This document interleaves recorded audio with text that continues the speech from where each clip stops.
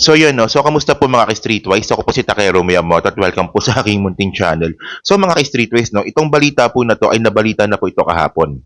Pero ngayong araw po ito talagang sumabog. Bali ito po, no? Ang nakalagay po dito, no? Meron pong 5 dating miyembro ng KOJC ang nag-report sa police at nag-file na rin po ng affidavit at posibleng maging kaso rin po ito. At ang sinasabi nila ngayon, ang aligasyon nila ay simula daw po nung sila ay bata pa, as in 12 years old pa lang, sila daw po ay ginahasa ni Kibuloy. Okay. So, ewan ko lang mga kababayan, no? Sabi ngayon ng mga DDS, especially yung mga banateros ng mga bayaran, na ito daw po ay gawa-gawa. Ito daw po ay gawa-gawang kwento. Ito daw po ay gawa-gawang kaso or allegation kay Kibuloy. Pero mga bobo po talaga to, no? Lalong-lalo na naniniwala ako na sila ay mga bayaran. So, kailangan nilang gawin yon. Kasi mga kababayan, no, pag sinabi mo kasing gawa-gawa yan, dapat bagong issue dapat yan. Kasi ganun yung gawa-gawa eh. Pero mga ka-streetways, no, ito may balita dito. December 9, 2021. Okay? Ang sabi dito, no, Kibuloy sexually abused women, minors, ex-followers, US prosecutors. So, ibig sabihin mga kababayan, no, 2021 pa lang po ay sumasabog na po ang balita na talagang may sakit po talaga si Kibuloy sa pag-iisip.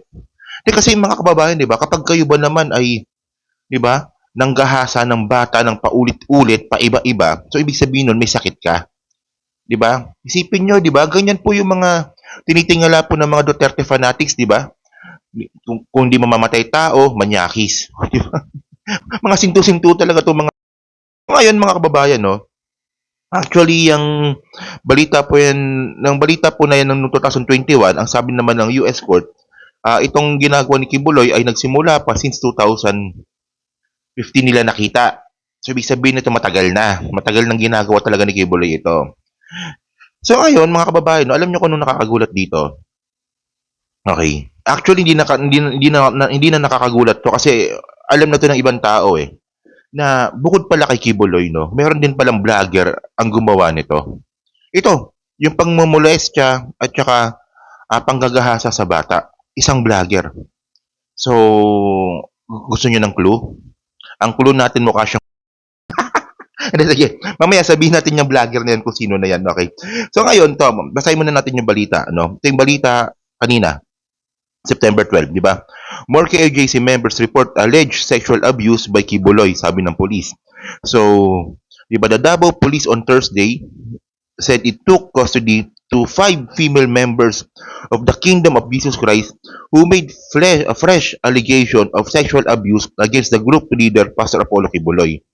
So, ibig sabihin nito mga kababayan, bukod po dun sa nag-file ng kaso na isa, kaya nga po siya nahuli or kaya po siya inaresto, 'di ba, sa isang non-bailable case, ito po madadagdag po ito bali 5.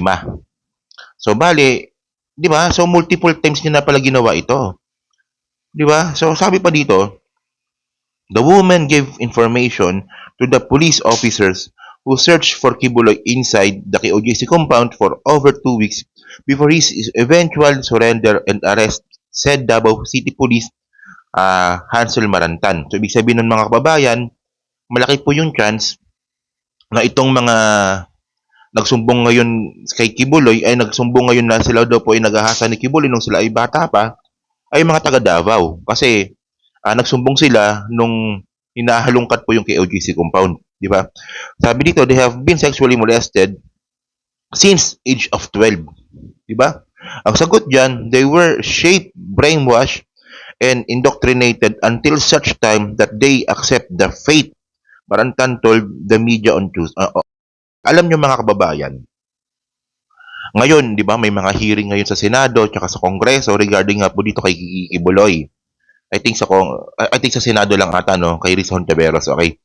So ngayon mga kababayan, no, sana makapagpasa sila ng batas para protektahan po yung mga kabataan natin, itong mga minors natin, na sana makagawa sila ng batas na ganun, na para maiwasan po na ang magamit ang religion para ma-brainwash ang mga bata para po, 'di ba, mamolest siya po ng isang manyakas na katulad po ni Kibuloy. Well, ito yung lumalabas dito kasi ang point dito mga kababayan, no, yung kaso po ni Kibuloy ay umakyat na po sa korte, yung una, 'di ba? At same case din po ito. So, ibig sabihin nun merong probable cause. So, kapag merong probable cause, ibig sabihin nun, 'di ba, may nakita ang prosecutor office na posibleng ginawa talaga ito ni Kibuloy. So, ang mangyayari dito, si Kibuloy ang didepensa sa korte. So, yun. So, ibig sabihin nun, may probable cause. Okay. So, ngayon, para mas maganda mga kababayan, no, panoorin po natin itong sinabi po ni Jean Fajardo. Okay, sige. Horrible is for lack of better word po. Medyo ganun po yung pagkwento sa akin. So just can imagine a minor being sexually molested by an individual at sinasabi po nila na as early as 12 or 13 years old they were allegedly sexually molested by Apollo Kibuloy po at and they are being threatened na kapag sila ay i-break nila yung code of secrecy at sabihin nila kanino man yung kanilang naranasan sa kamay po ni Apollo Kibuloy ay i-hunt sila ng angels of death. So just can imagine a minor being threatened of death. Hindi lang sila, pati yung mga pamilya nila ang sinasabi doon sa mga bata. And if I may share na talagang ewan ko kung paano ko ba sasabihin ito na ang sinasabi, di umano, again, these are all allegations. Nililinaw lang natin, ang sinasabi na pagkatapos gamitin, di umano, ni Pastor Kibuloy itong mga bata, ang sinasabi sa kanila ay they are still pure, intact pa rin yung kanilang pagkababae dahil ang nakipagtalik sa kanila ay Espiritu ng Diyos. Hindi, sorry hindi ako natawa sa dinanas ng mga bata, no. Natawa po ako doon sa mga supporter po ni Kibuloy na naniniwala pa rin po dito. Kasi, isipin nyo, di ba? Gago, no? Hindi nga, di ba? Ginamit mo yung bata, minolestyan mo yung bata, tapos sasabihin mo, virgin ka pa. Diba? Kasi Diyos ang gumamit sa'yo. Gago talaga to, no? So ngayon mga kababayan, no? Ito sabi naman dito ni Jean Fajardo, allegedly daw po ito. Allegedly. So ibig sabihin nun, idadaan pa to sa korte. Diba? Itong limang nagsumbong. Pero yung isang nagsumbong po, o yung isang nag-file ng kaso, so, ayun po, may probable cause yun kasi nasa korte na. So ngayon mga kababayan, no, kung susumahin natin, no, itong kay Kibuloy, itong bagong lima, na nagsumbong sa pulis ngayon, ito po ay allegedly lang. Pero itong vlogger po ni Kibuloy, hindi po ito allegedly. Kasi po inasawa niya po yung bata. Di ba? So, hindi, kasi syempre pag inasawa mo, syempre gagamitin mo, di ba? ganun yung logic doon. So, ito yung picture niya. Puro kilala niyo na yan at malamang na content na namin dati yan eh. So, ang pangalan niya, hindi ko alam kung anong pangalan niya, no? So, ngayon, tingnan nyo dito. Ito yung may mga picture dito na pinakita sa amin na yung picture po na yan nung dinalaw po siya ng DSWD. Okay, sa Taguig ata to, no, kung doon nagkakamali. Yan, di ba? So, mga DSWD po yung tinakpan natin ng muka, tapos yung asawa niya po atay nakaupo. Tapos kitang-kita naman na siya po yung pangit na yan. Okay. Hindi, gwapo pala, sorry. Yung gwapo na yan. Pogi eh. Tapos, ayan, no. Ayan. Tapos pa, sa bahay niya rin nangyari to. May kasamang pulis tsaka DSWD. Tapos ngayon, medyo ni-research natin yung itsura ng bata. Bata pa po talaga. So, ayan, no. Ito yung inasawa niya. So, kaya naman pala, pinagtatanggol mo si Kibuloy. Kasi parehas kayo ng, tawag nito, ng daan ng bituka. Di ba? Mahilig kayo sa bata. Hindi, kasi mga kababayan, no. Ewan ko lang, pogi naman yung si vlogger. Pogi naman siya, di ba? Pero hindi ko kayo, ewan ko ba, no? Pero, sorry. Pero ang point dito mga kababayan, bawal po sa batas ito. Bawal po yun, yung asawahin mo yung bata ng walang consent. Bawal sa batas yan. Di ba? At ang tawag nga po dito is, statutory rape. Di ba? Kapag ikaw po, hanapin ko nga yung ibig sabihin ng, statutory rape, di ba, is defined by statute as an act of sexual intercourse with a person under age of consent, di ba? Which is considered to constitute rape under the law whether the person is willing or not. So ibig sabihin nito mga kababayan sa batas natin na pumayag man o hindi yung bata, pag ito po ay underage, statutory rape po 'yon. 'Di ba? So kaya naman pala idol niya si Kibuloy kasi nga po parehas po silang alam niyo na. Oh, 'di ba? Hindi, kasi nagrereklamo 'yan. Sabi niya, "Bakit niyo ako pinepersonal? Bakit niyo ako pinepersonal? Bakit niyo inahalongkat yung buhay ko?" Hindi, kasi una naman 'no, tinakpan ko nga yung picture nung bata kasi alam ko namang hindi magandang pakita yung picture ng bata, 'di ba? Pero ang point dito mga kababayan 'no, diyan po natin makikita yung mga tao na anong klaseng tao yung sumusuporta kay Kibuloy, 'di ba? So merong kabit, merong merong matronang bakla, 'di ba? Tapos merong yun, ganito ganito katulad nga po ng vlogger na 'to, 'di ba? Tapos sangkatutak yung mga vlogger nilang may mga kaso ng cyber libel. And then mga ka-streetwise, hindi ko po talaga makuha yung punto na isipin nyo, di ba? Ang simpatya ninyo sa mismong akusado, hindi sa biktima. Kung nasa matino kayong pag-iisip, di ba? Kung nasa matino kayong pag-iisip, dapat yung simpatya po natin is dun sa mga biktima. Di ba? Ganun yun eh. Ganun dapat eh. Pero tingnan nyo naman kung gaano kasinto-sinto itong mga puta, itong mga hayop na to. Lahat na lang ng sinuportahan nila puro akusado. Arnie Tevez. Arnie Tevez akusado sa pagpatay kay Digamo.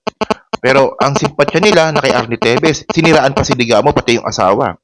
Oh, si Bantag, 'di ba?